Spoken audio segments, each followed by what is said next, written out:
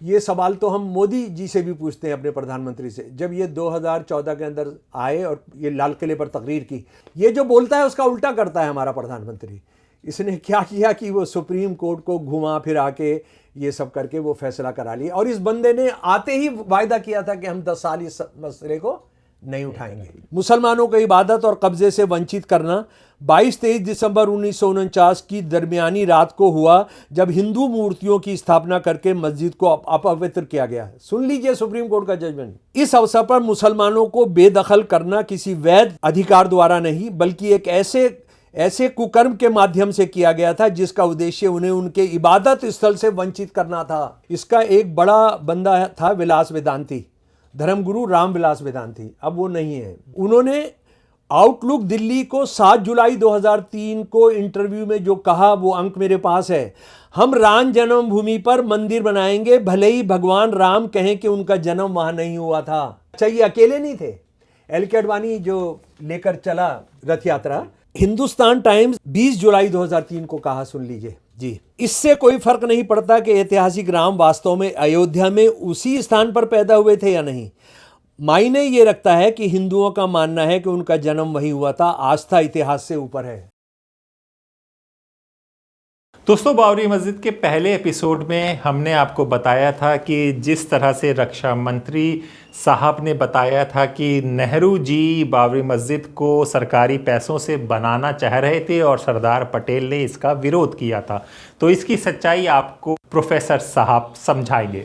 नमस्कार, मेरा नाम हैदर अब्बास नकवी है और आप लोग मुझको इस वक्त दास स्वतंत्र पर देख रहे हैं। आज हम बात कर रहे हैं आज़ाद भारत की उस तारीख की जिसने देश के इतिहास, धर्म, राजनीति सबकी दिशा बदल दी। जी हाँ, 6 दिसंबर 1992 अयोध्या। एक 250 साल पुरानी संरचना, भीड़ का उफान, प्रशासन की खामोश बेबसी और देश की राजनीति एक ऐसे मोड़ पर जहां से वापस लौटना संभव नहीं था। क्या बाबरी मस्जिद पहले ही तय हो चुकी थी कि गिरनी है? क्या ये भीड़ अचानक आई थी या इस पूरे घटनाक्रम की स्क्रिप्ट पहले से लिख दी गई थी? और सबसे अहम, क्या उस दिन राज्य और केंद्र सरकार ने वाकई कुछ नहीं कर सकते वाली स्थिति का सामना किया था? इन्हीं सवालों की तह तक चलेंगे आज के इस दूसरे एपिसोड में। जी हाँ, बाबरी, भीड़, राजनीति और एक दिन जिसने भारत को बदल दिया। ये सवाल तो हम मोदी जी से भी पूछते हैं, अपने प्रधानमंत्री से। जब ये 2014 के अंदर आए और पार्लियामेंट ये लाल किले पर तकरीर की, वो लाल किले का तकरीर आप जाकर देख लीजिए, हिंदी में भी आपको मिल जाएगी। उसमें उन्होंने कहा कि मैं 10 साल में चाहता हूं कि मस्जिद मंदिर के जो झगड़े उसको हम ठंडे बस्ते में रख दें। और इस बंदे ने क्या किया? ये जो बोलता है उसका उल्टा करता है हमारा प्रधानमंत्री। इसने क्या किया कि वो सुप्रीम कोर्ट को घुमा फिरा के ये सब करके वो फैसला करा लिया। और इस बंदे ने आते ही वायदा किया था कि हम 10 साल इस मसले को नहीं उठाएंगे। तो ये जो है, अब जरा सा सुप्रीम कोर्ट ने क्या कहा कि मंदिर की जगह मस्जिद बनाई गई थी। मैं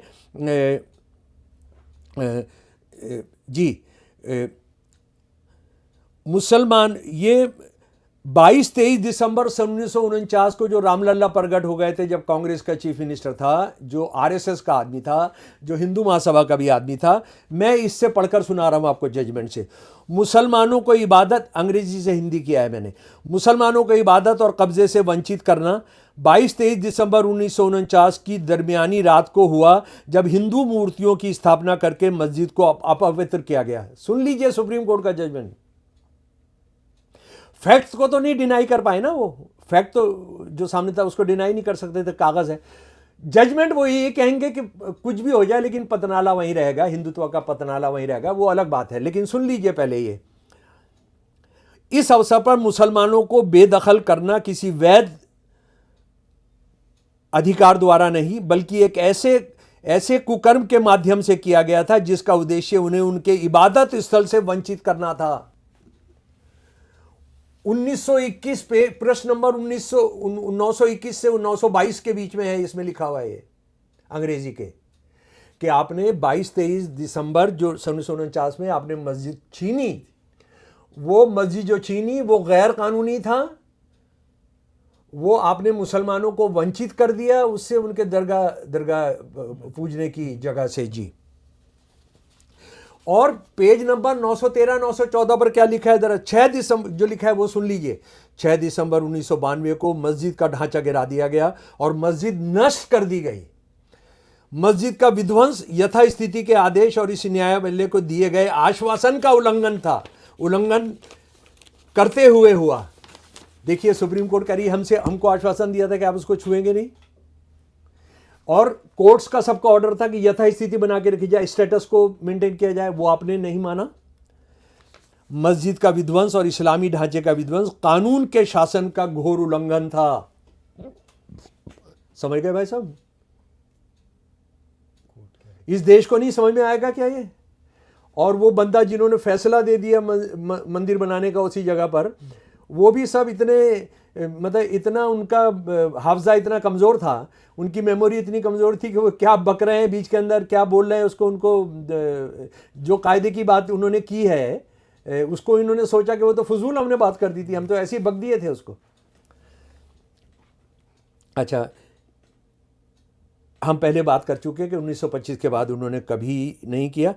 राम जन्मभूमि ट्रस्ट के, अच्छा, इन सब साक्ष्यों के बावजूद क्यों मंदिर बना रहे हैं, उसकी जो खुद अपने आप जो माना उन्होंने, इसके बनाने वालों ने, राम जन्मभूमि ट्रस्ट के लोगों ने, इसका एक बड़ा बंदा था विलास वेदांती, धर्मगुरु राम विलास वेदांती। अब वो नहीं है, उनका देहांत हो चुका है। उन्होंने आउटलुक दिल्ली को 7 जुलाई 2003 को इंटरव्यू में जो कहा, वो अंक मेरे पास है, हम राम जन्मभूमि पर मंदिर बनाएंगे भले ही भगवान राम कहें कि उनका जन्म वहां नहीं हुआ था। हमने झूठ को सर चढ़ाना है। अगर भगवान राम भी आकर बोल दें कि मैं वहां पैदा नहीं हुआ था, तो हम उसको मानने नहीं जा रहे। अच्छा, ये अकेले नहीं थे। एल के अडवाणी जो लेकर चला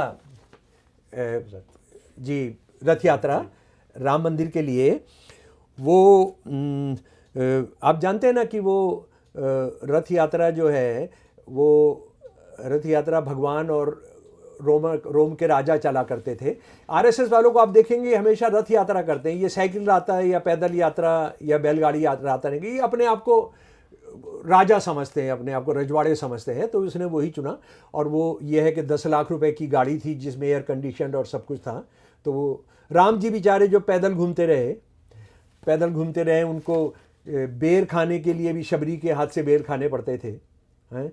वो कैसे कैसे जुल्म सहे उन्होंने, उनकी बीवी का अपहरण कर लिया गया सीता जी का, और ये बंदा जो है उनका अधिकार दिलाने के लिए एयर कंडीशन में उस वक्त की 10 लाख रुपए की गाड़ी में घूम रहा है। तो इसने क्या कहा जरा वो भी सुन लीजिए। इन्होंने हिंदुस्तान टाइम्स 20 जुलाई 2003 को कहा, सुन लीजिए जी, इससे कोई फर्क नहीं पड़ता कि ऐतिहासिक राम वास्तव में अयोध्या में उसी स्थान पर पैदा हुए थे या नहीं। मायने ये रखता है कि हिंदुओं का मानना है कि उनका जन्म वहीं हुआ था। आस्था इतिहास से ऊपर है। हमारा जो विश्वास है वो, हाँ, मेरी पत्नी जो है, मेरी पत्नी पर मेरे को ये हो जाए कि मेरी पत्नी जो है वफादार नहीं है, बस मुझे विश्वास हो जाए, आस्था हो जाए, तो सच क्या है मेरे को उससे मतलब नहीं। मैंने उसको बाहर निकाल देना है, मैंने मारना है, पीटना है, उसके साथ करना है ना। सच क्या है मैं उसको नहीं मानूंगा। आस्था यानी मिथक जो है, हम उसको सच्चाई के मुकाबले में करेंगे। और ये सच्चाई जो है कोई औरंगजेब के जरिए रखी सच्चाई नहीं है, बाबर के रखी सच्चाई नहीं है। ये सच्चाई है जो अभी तक हम झूठ नंबर 1 और झूठ नंबर 2 में, और आगे भी 5-6 में हम जानेंगे, वो सच्चाइयाँ वो हैं जो हिंदूवादी सच्चाई है। उसके बाद कि एक और सवाल जो पूछा जाना चाहिए कि भाई अयोध्या के अंदर सैकड़ों राम मंदिर हैं, अब तो सारे ख़त्म करके उनको एक ही राम मंदिर कर दिया गया क्योंकि उससे दुकानदारी में फ़र्क पड़ता। सारे उदारीकरण, वो पुनरुद्धार के नाम पे जो किया गया, वहाँ सारे मंदिर जो राम के मंदिर से उन सबको मतलब अब वो एग्जिस्ट नहीं करते, अब तो बस एक राम मंदिर है और सारी दुनिया में ही एक राम मंदिर है अब जी। बाबर ने यही मंदिर क्यों गिराया, सिर्फ बाकी राम मंदिर क्यों नहीं गिराए, ये सवाल भी पूछा जाना है। भाई राम से अगर उसको इतनी नफरत थी कि जब वो उनकी पैदाइश की जगह को खोद देगा, हालांकि बाबर तो आया नहीं, उनका जो उनके कोई रजवाड़े जो थे वो मुसलमान कोई ज़मींदार जो थे उन्होंने बनाया, बाकी मंदिर क्यों नहीं तोड़े जी। नंबर 2 हो गया जनाब। अब नंबर 3 पर आते हैं हम। झूठ नंबर 3। झूठ नंबर 3 क्या कह रहा है? झूठ नंबर 3 के अनुसार बाबरी मस्जिद की जगह पर राम मंदिर का निर्माण कुछ सौ साल पहले मूर्ति भंजक यानी मूर्ति तोड़ने के नतीजे में नष्ट हुए एक मंदिर की पुनर्स्थापना हेतु पुनर्स्थापनात्मक न्याय प्राप्त करने की आवश्यकता है। यानी एक न्याय के जरिए जस्ट कोर्ट के जरिए न्याय हासिल करना था जी। इसको अगर अंग्रेजी में अगर आप करेंगे तो ये रहेगा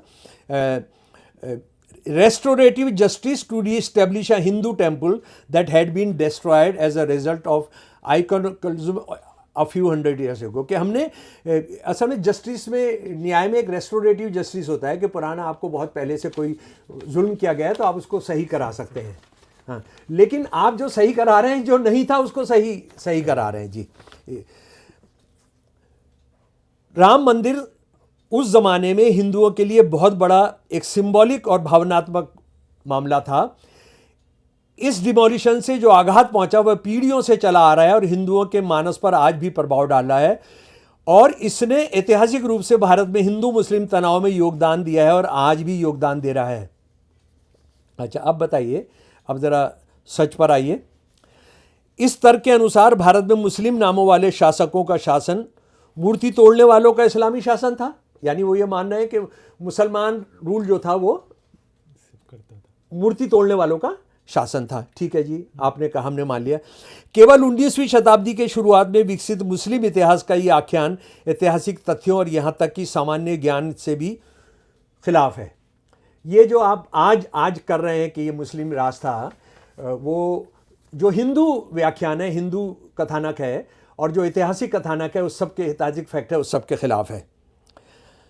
लगभग 1000 पिछला हमारा एपिसोड इसी पर था। मुझे लगता है कि उस एपिसोड का भी आप लिंक लगा देंगे, इसमें लिंक लगा देंगे।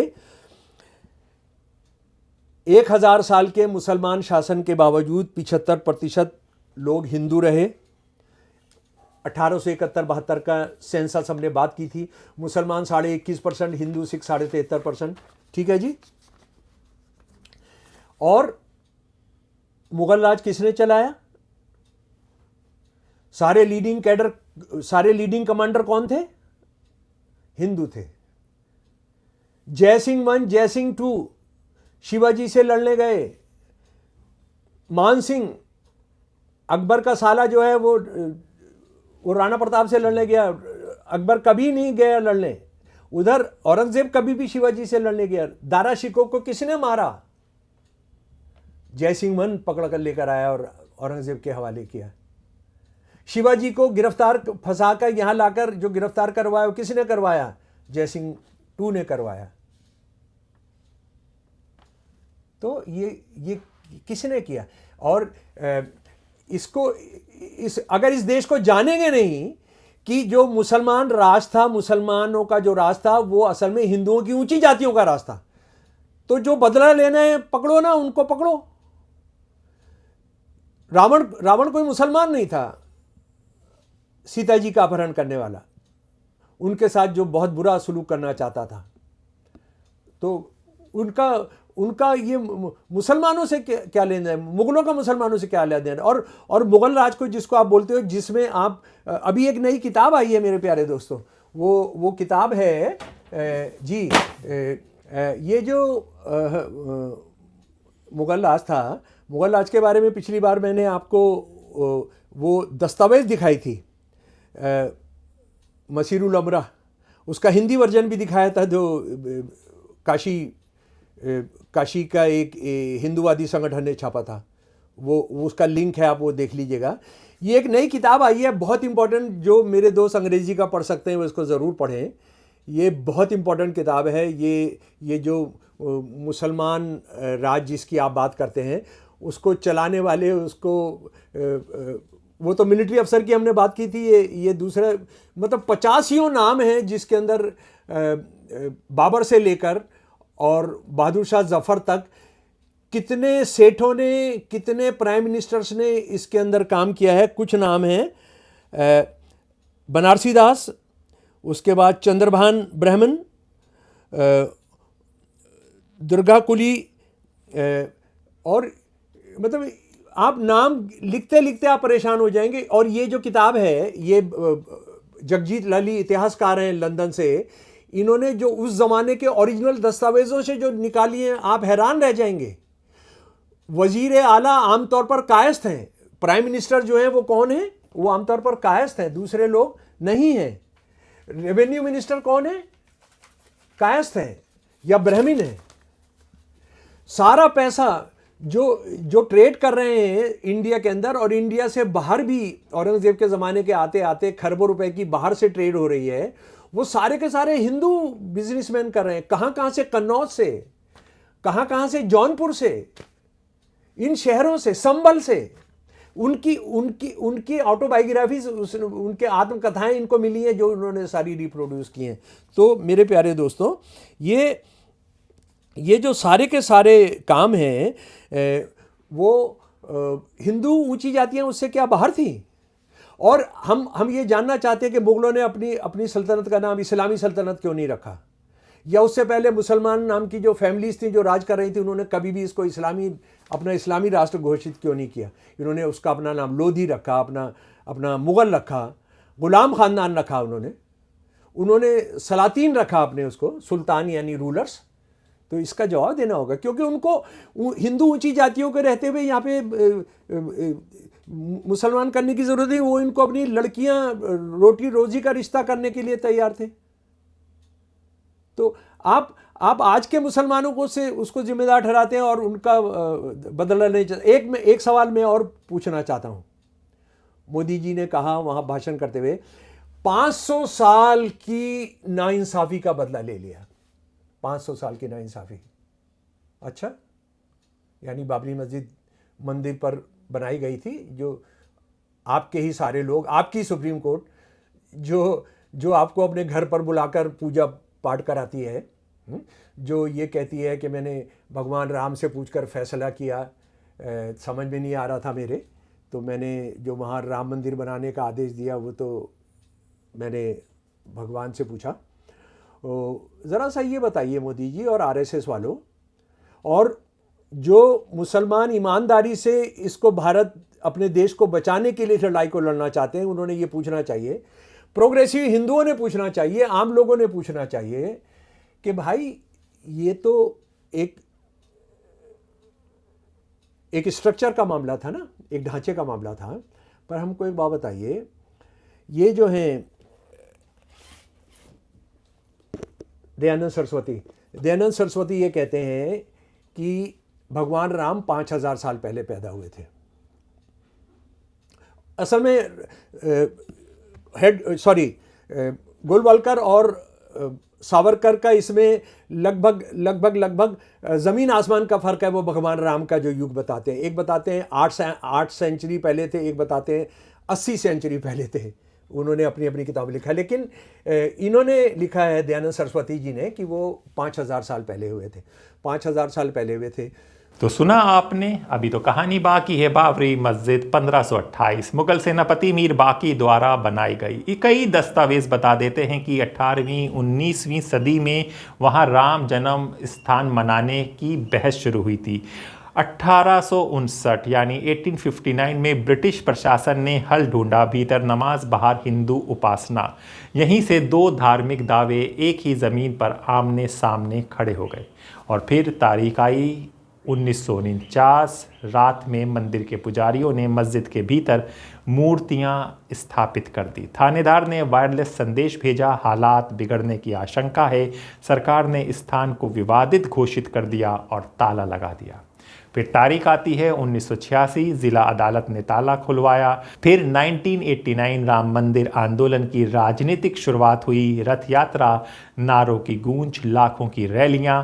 साल 1992 तक माहौल चुनावी भी बन चुका था और धार्मिक भी। और फिर तारीख आती है 6 दिसंबर 1992, दोपहर 12 बजे। भीड़ नियंत्रण के सारे दावे ढह गए। कर सेवकों ने सुरक्षा बलों की बैराक भीड़ में घुसकर ढांचा गिराना शुरू किया। वीएचपी बाजार के मंच से नेताओं की अपीलें होती रहीं, शांत रहिए, लेकिन ज़मीनी हालात कुछ और कह रहे थे। 5 बजते हैं, ढांचा पूरी तरह गिर चुका था। देश भर में दंगे, 2000 से अधिक मौतें। कांग्रेस, बीजेपी, सपा, सभी की राजनीति फिर से लिखी गई।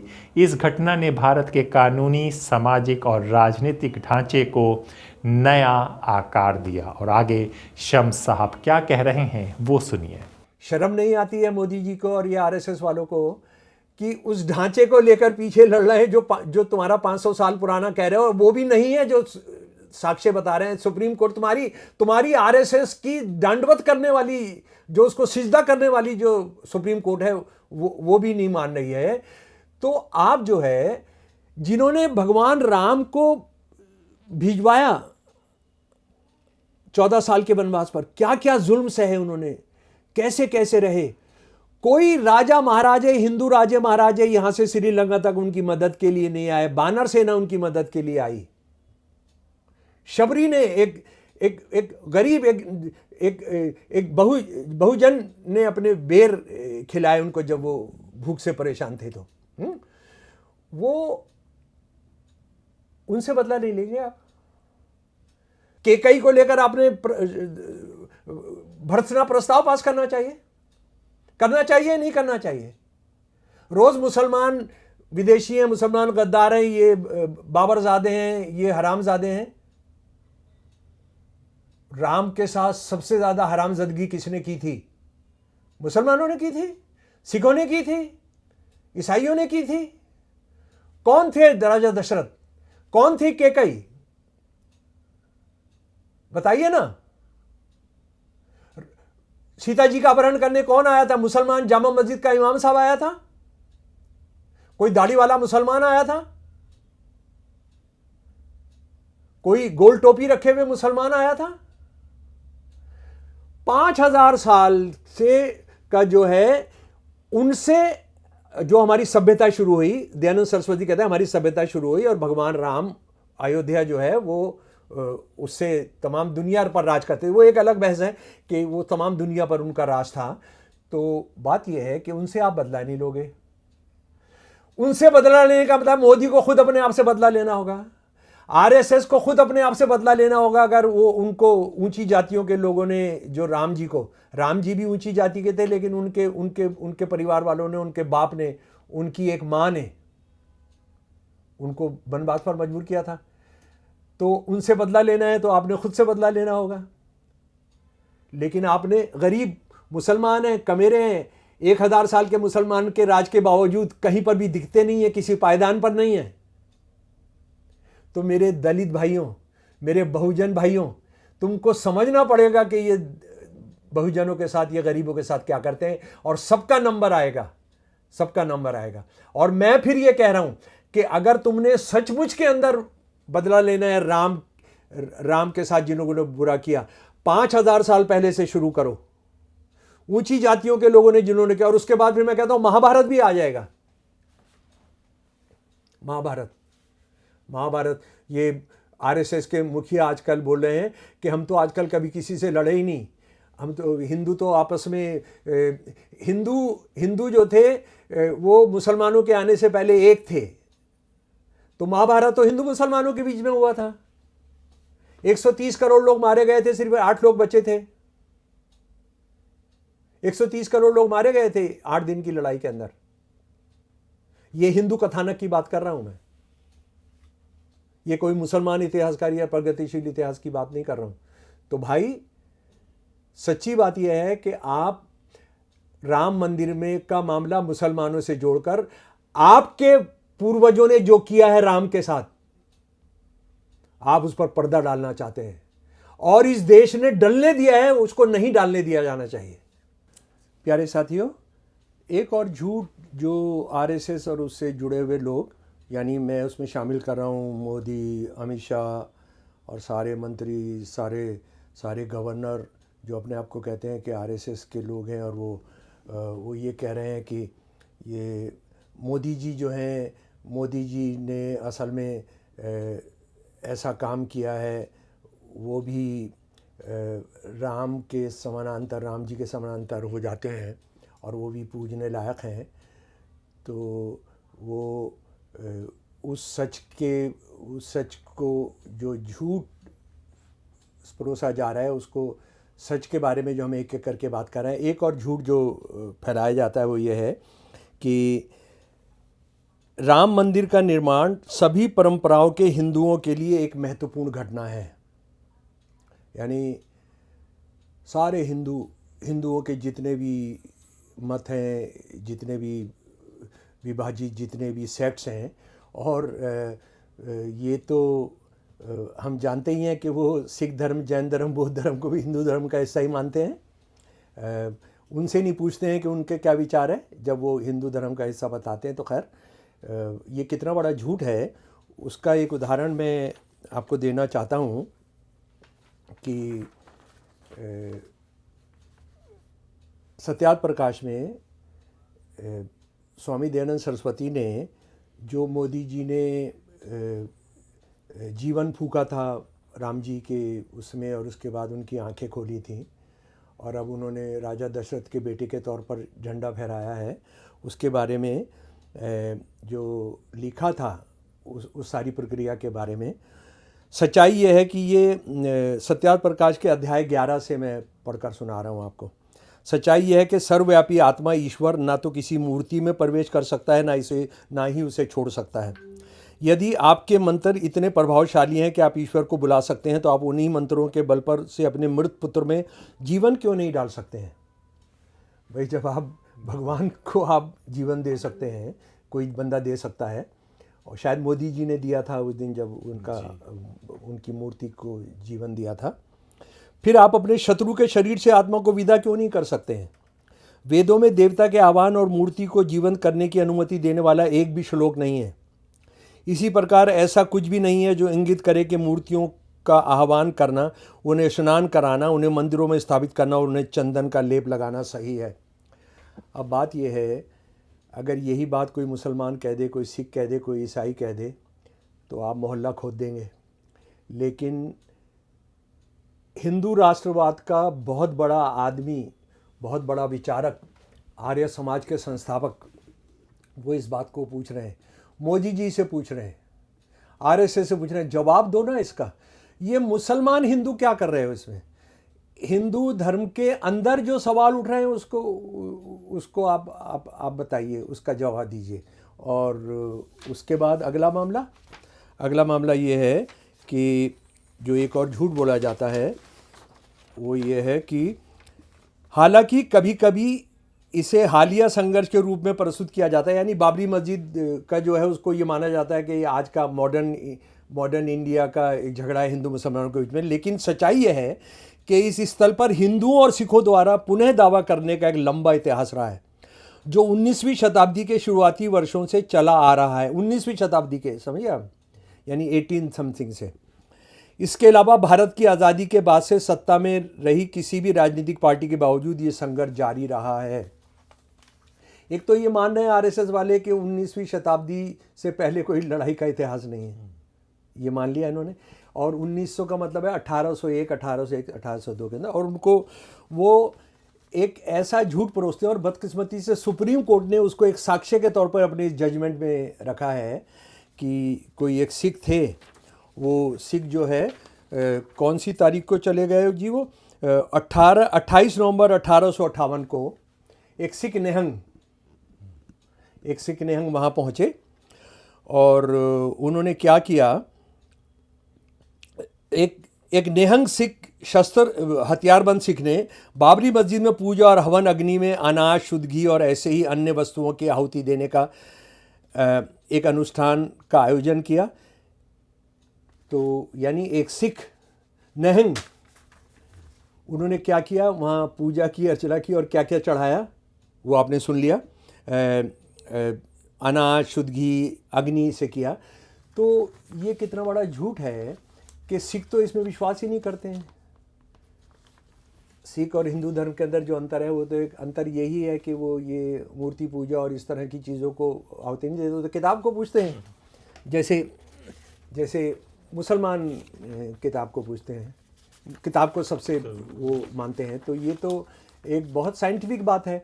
आपने एक सिख निहंग के ज़रिए करवा ली। अच्छा, अब मैं ये सवाल पूछता हूँ डिबेट्स में भी और सब जगह भी कि कोई हिंदू क्यों नहीं गया वहाँ पर बाबरी मस्जिद के अंदर ये सब काम करने? सिख को क्यों ला रहे हो आप इसमें? सिख को इसलिए ला रहे हो क्योंकि देखो हिंदू सिख एक होते हैं। अच्छा, अब इस सवाल का उनके पास कोई जवाब नहीं है जो बहुत सालों से मैं पूछता हूँ कि सिख गुरुओं की किसी भी वाणी में, उनकी किसी भी पुस्तक में, उनकी किसी भी लेखनी में बाबरी मस्जिद बनाए जाने, राम मंदिर के तोड़ने का जिक्र क्यों नहीं है? गुरु नानक, हम जानते हैं ना कि समकालिक हैं बाबर के। गुरु नानक और बाबर लगभग एक ही समय में हैं। वो एक बादशाह बनता है और वो एक गुरु बनते हैं जो भारतीय समाज के अंदर जातिवाद, औरत पर हिंसा और ये सारा पाखंड जो है, जो पंडे और ये सब करते हैं, तो वो उसके ख़िलाफ़ उन्होंने किया।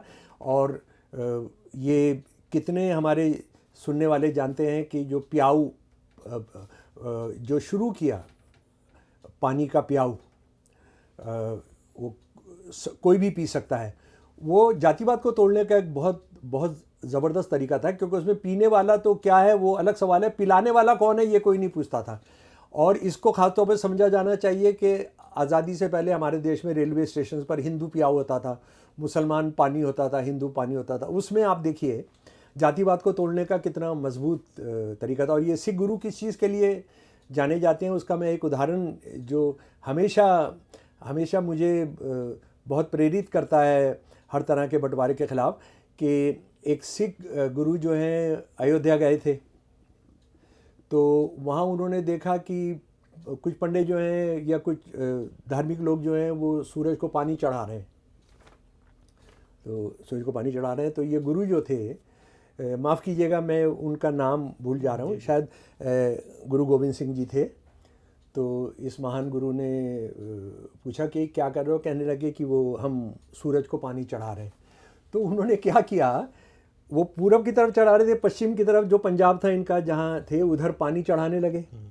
तो वो पंडे बहुत नाराज़ हो गए, या जो भी पानी चढ़ा रहे थे वो नाराज़ हो गए। उन्होंने कहा कि आप ये क्या कर रहे हो, तो आप बड़ी दुर्गति कर रहे हो आप ये सब करके। उन्होंने कहा क्या हुआ, आप क्या कर रहे थे? हम तो सूर्य को पानी चढ़ा दे। पूरा सूरज जो है करोड़ों किलोमीटर दूर है, मील दूर है। मैं अपने खेत को पानी दे रहा हूँ, मैं यहाँ से पंजाब में जो मेरा खेत है मैं उसको पानी दे रहा हूँ, जो तुम्हारा करोड़ों मील जा सकता है तो मेरे यहाँ भी जा सकता है। तो इस तरह से वो चुनौती देते थे। और ये जो गुरु हैं अयोध्या भी गए हैं, इसके साक्ष्य हैं, इसके सबूत हैं। लेकिन कोई उन्होंने इस पर लिखा हो कि वहाँ देखो बाबरी मस्जिद बन गई है। क्योंकि बाबर तो जैसा मैंने बताया कि गुरु नानक जी के प्रकाश में आने से के साथ ही वो जन्मा और उसका राज यहाँ स्थापित हुआ। तो आप कितना झूठ बोल सकते हैं कि ये हिंदू ही नहीं। हालांकि हिंदू कौन होता था? हिंदू तो वो होता था जो आर्यन होता था, जो संस्कृत बोलता था, जो आपके हिसाब से जो वेदों को मानता था। लेकिन बहुत सारे हिंदू तो उसके बाहर ही होते थे और आप ही बाहर रखते थे। तो ये भी एक कि ये सब हिंदुओं का प्रोजेक्ट है, ये झूठ है। इसके बाद एक और झूठ जो बोला जाता है, एक ये है कि आपने मस्जिद तोड़ दी, कोई रोने वाला नहीं, कोई बोलने वाला नहीं। न्यायपालिका सुप्रीम कोर्ट आपकी जेब में बैठी है, हिंदुत्ववाद की जेब में बैठी है, गोद में बैठी है, कुछ भी कह लीजिए। मुझे कोई भी टर्म यूज़ करने में मुझे ज़रा से भी हिचक नहीं है। और वो तो कैसे बैठी थी वो तो चंद्रचूड़ साहब ने बता ही दिया कि मैंने भगवान से संपर्क किया, उनको मैंने पता नहीं ईमेल के ज़रिए किया या कैसे किया, जवाब कैसे आया या व्हाट्सएप के ज़रिए किया होगा, कुछ ना कुछ तो जवाब आ गया कि नहीं तुम ये फ़ैसला कर दो। तो उन्होंने मंदिर बनाने का फ़ैसला करवा दिया था। तो ये हम जो है देखिए हमने मस्जिद और देखिए हमारा कितना बड़ा दिल है, हमारा कितना बड़ा दिल है कि हम एक मस्जिद बनाने की भी इजाज़त आपको देते हैं। वो मस्जिद बनी नहीं है, कभी नहीं बनेगी। और उसमें क्या क्या झूठ बोला गया।